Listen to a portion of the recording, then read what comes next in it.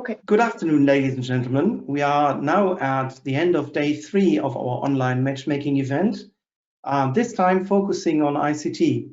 And I just want to start with saying thank you, and thank you for joining us during these 3 days. It was quite a bit of a journey with a lot of interesting, yet also sometimes challenging content. And yeah, so we hope that you enjoyed it and that you had a lot of insights and ideas and new contacts. So just as before, a few figures on the event. So as of today, we have 209 registered participants, which is fantastic, from 28 countries.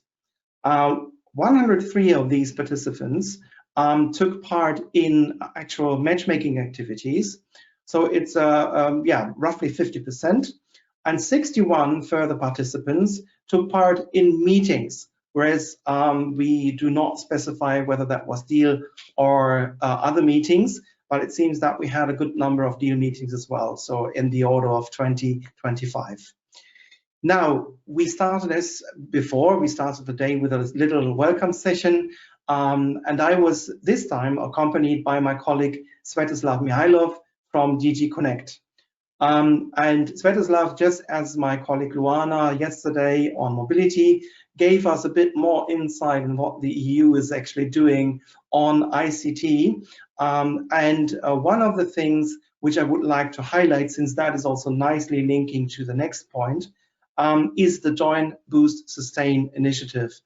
That's an initiative which, in fact, pretty much in the same way as the Covenant of Mayors or Civitas or relevant other initiatives from other sectors, bring in cities to commit to a declaration, the Join, Boost, Sustain declaration, in which they commit to implement, deploy, and scale up digital solutions in cities. Now, that's a very interesting and also very valuable initiative, which we will also use in the future to link with, to collaborate with, and that is actually giving us already the link to the next point, which was a highly interesting panel, which was moderated by my colleague Svetoslav.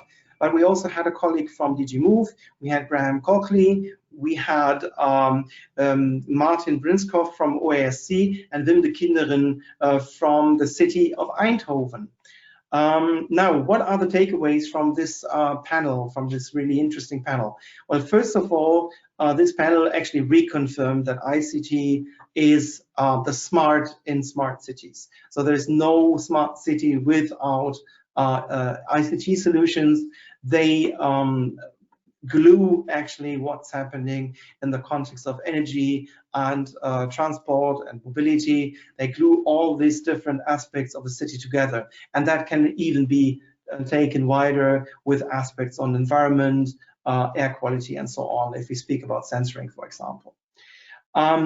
So that led immediately to the conclusion that a cross-sectorial approach is both supported by the stakeholders we speak to and in the panel, as well as broadly by EU policy. Svet has also mentioned that the Green Deal has, in fact, all over the place mentionings of ICT as the backbone, enabler, catalyst for things to happen in the next few years. Well, that has obviously also an impact on citizen engagement, e-governance, and all these different aspects of city life. Speaking of city life, coming now to one of the two other highly interesting contributions from two cities in Europe, one contribution from Rotterdam and the other coming from Porto in Portugal. Now, starting with Rotterdam, well, that was really interesting and very engaging and yeah, fantastic future music contribution almost. The city of Rotterdam, and that was Roland van Heijden, the program manager of the digital city in Rotterdam, shared with us insight into what Rotterdam calls the digital twin. The digital twin is nothing less than a digital copy of the city of Rotterdam, which is opening all kinds of possible interaction paths.